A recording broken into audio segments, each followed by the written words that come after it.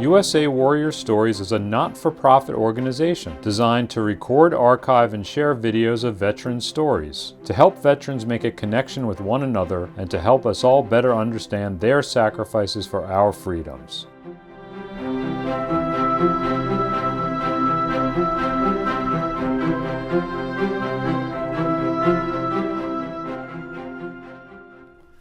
Well, first of all, this is the only part of my uniform that still fits me.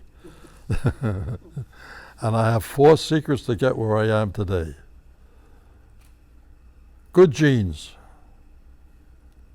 good luck, good doctors, and good scotch. And now I'll add another one, good wives. I was in the movies with my girlfriend when the announcement came over that Japan had attacked Pearl Harbor. Said to my girlfriend, I got to get into this and I'm going to fly. But they would not take me into the Air Corps because I was too young. You had to have your parents' signature to fly, and my mother wouldn't sign for me. I was at that time 19 and a half, almost 20. So I kept bothering the draft board, take me, figuring once I got into the Army I could transfer to the Air Corps. So they finally took me. They put me in the Combat Engineers. Tough outfit. This photo was taken when I was still in the Combat Engineers, before I got into the Air Force. Here's this little skinny Jewish kid from Brooklyn, and they put me in the Combat Engineers. Miners, steel workers, highway builders, tough guys. But I had put that in my furniture business. I took care of the warehousing, combat engineers. So that's where they put me. And it was tough training. We did the Ponton bridges. Then they had me swinging from the bridges, putting the make-believe explosives in. But the captain called me aside one day and said, "Hey, Justin, you don't belong in this outfit." I said, "I know." He says, "I'm going to make you the radio man." So he made me the radio man in our unit. And I learned how to Morse code and so forth and so on. I tried everything to get out of the Combat Engineers, and I wanted to fly. So I went to the Oklahoma State Fair. They had a daredevil, would drive a car through a flaming wall. So when he got out, I said, "Hey, can I go through the wall with you?" He said, "Sure." Then they make a big announcement that one of our brave soldiers is going to go through the wall with it. And I'm waiting to go through the wall, and 2 MPs come up to me, big guys, and said, "Hey, you going to go through the wall?" I said, yeah. "No, you're not. You belong to Uncle Sam now." So I couldn't go through the flaming wall, but then there was a recruiting booth there for the Air Corps. So I went to the recruiting booth and I said, "How does a good GI get into the Air Corps?" So "Well, you just go to your first sergeant, fill out the papers, and we'll forward them." So I said, "No good, he tears everything up." I tried the parachutes, I tried everything, and he tears everything up. "Sit down." I sat down, they filled out my application. They sent it directly to Washington. My orders to be in the Air Corps came from Washington to the division commander, the 88th Division that I was in. Well, I was out on the division maneuvers in a little trailer doing my radio thing for my group, and I was in 24 hours, just listening to the dee-dee-dee-dee in my ears. And I come back to my headquarters, my squad room there, and the first sergeant who hated me for some reason, he was a Southerner, he hated me and said, "Hey, Kawaler, you're in the Air Corps now, you got to go for your physical and your mental down at the civilian airfield." I said, "When do I got to be there?" He said, "In a half an hour."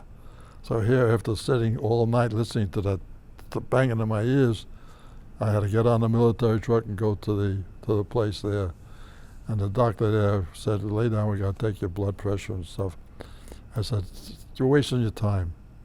I said, "I was all night long listening to it." I said, "I haven't slept." He said, "Lay down." He let me sleep for 3.5 hours. Then he woke me up and gave me all my tests, and I did fine. and they assigned me to San Antonio, Texas. So they taught you how to be an officer and how to get along with men and so forth and so on. So from San Antonio, Texas, pre-flight, they assigned me to Pine Bluff, Arkansas, to primary training, and that's where I started flying. And when I got to Pine Bluff, they gave you 6 hours to solo. If you didn't solo in 6 hours, you were washed out and most likely sent to navigation school. But I qualified and was in Pine Bluff for my primary training. We had one instructor talk about always flying an airplane, keeping your head moving. There was an auxiliary field where we used to go to fly in primary training. And they'd have a school bus that took us and across the railroad to get to that other field. So he used to stop at the railroad crossing and look right, look left, look down, and look up before he'd go across the railroad training to impress us how you have to keep your head on a swivel. Then they sent me to Coffeyville, Kansas for my secondary training. All of my friends, or let me say my co-students, wanted to fly fighters. Nobody wanted to fly in bombers. We were all young, full of jism, and patriotism was flying at the height. So we all wanted to fly fighters. But we all had to take the same training in Coffeyville, Kansas. We trained in what they called a Vultee vibrator.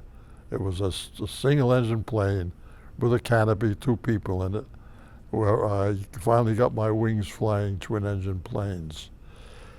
For my first assignment as a twin-engine pilot was in Selman Field, Monroe, Louisiana, flying navigation trainees.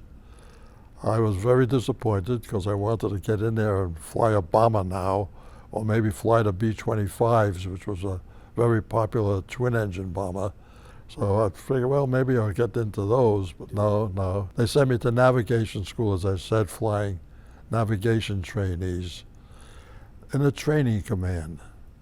And everybody in the training command were disappointed that they were flying navigators. But the training command was a very trying command because we used to fly 8 to 10 hours a day. And we had to fly wherever the trainee told us. In other words, if we were supposed to fly over St. Louis, the navigation trainee sitting in the back of the plane, 6 of them, would say, okay, you're over St. Louis. And I'd say, no, we're not. Well, now you got to take me home. Well, that's where a lot of the pilots in the training command lost their lives because they didn't pay attention to where they were actually going and they didn't know how to get back because the trainees told them the wrong place to be. The training command lost over 30,000 personnel in the training command. So I was in a training command in Selman Field for close to a year and a half. And what kind of plane were you flying? We were flying the Beechcraft, twin-engine Beechcraft in the navigation school. Yeah, it was a very utility plane. That's a 6-passenger thing.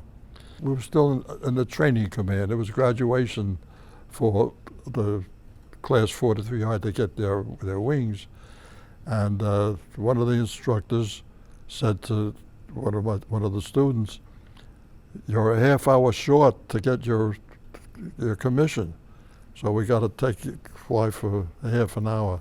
So we'll go out to fly around the field and shoot a couple of landings. We'll be okay." So they went out to fly and make 1 or 2 landings.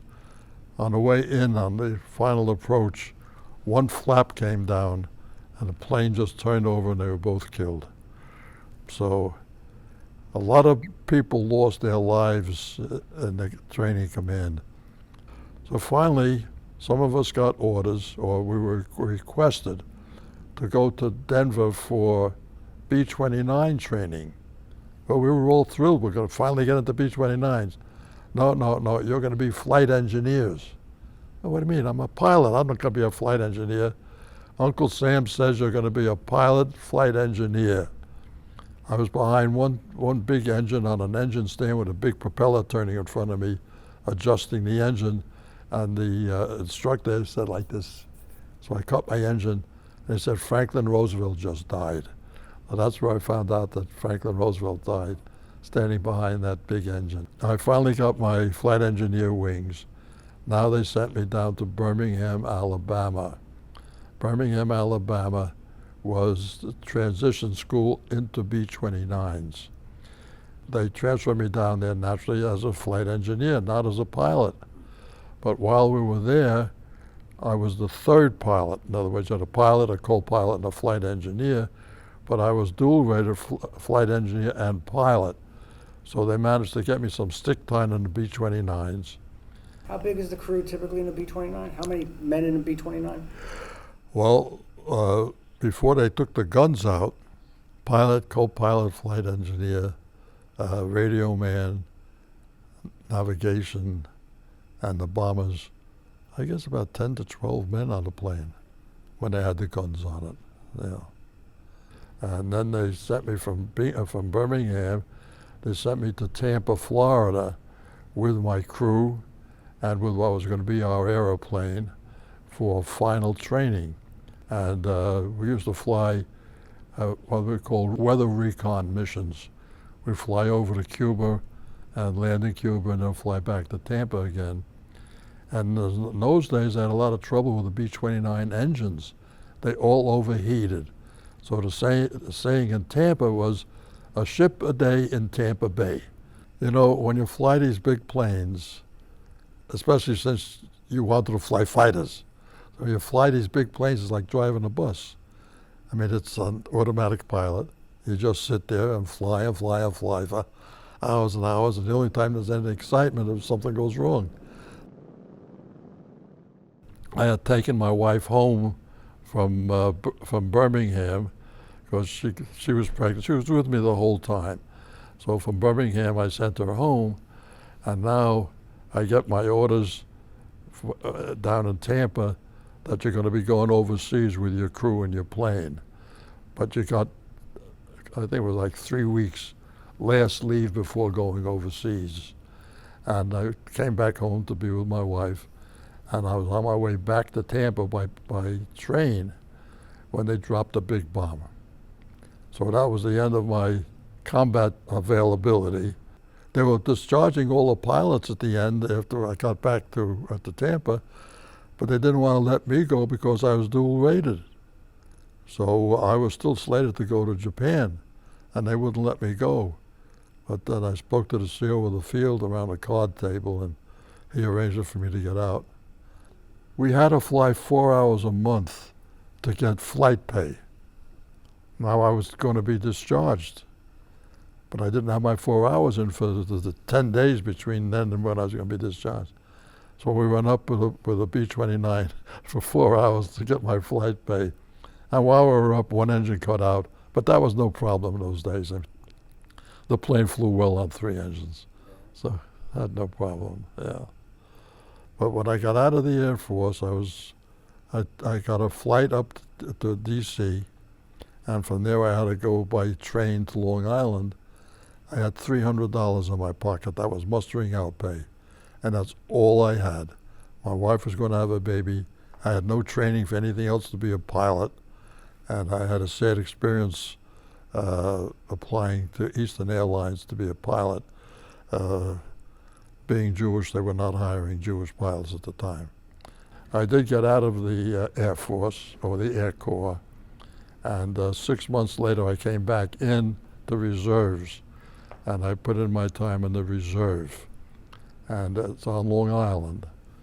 We had to establish an Air Force base for the B-29s or the B-24s when they came back from bombing Russia, and that was the thinking in those days. So at one time we took over Islip Airport on Long Island.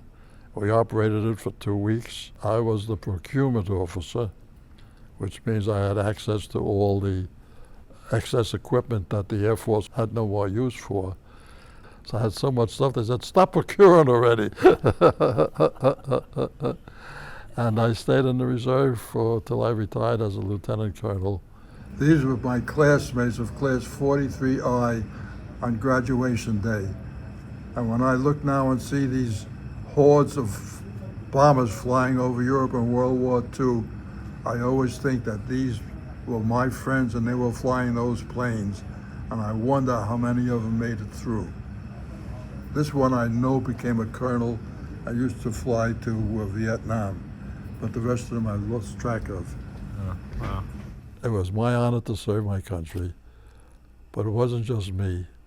I would say my whole generation, the spirit in those days, the spirit in the barracks, the spirit when you were going over that intense training as a combat engineer, spirit never flagged. Nobody ever complained. You've got to go in the water, put the pontoon in there for the bridge, you went in the water. You know, it was just a wonderful, wonderful thing the way the country came together. And let's not forget Rosie the Riveter.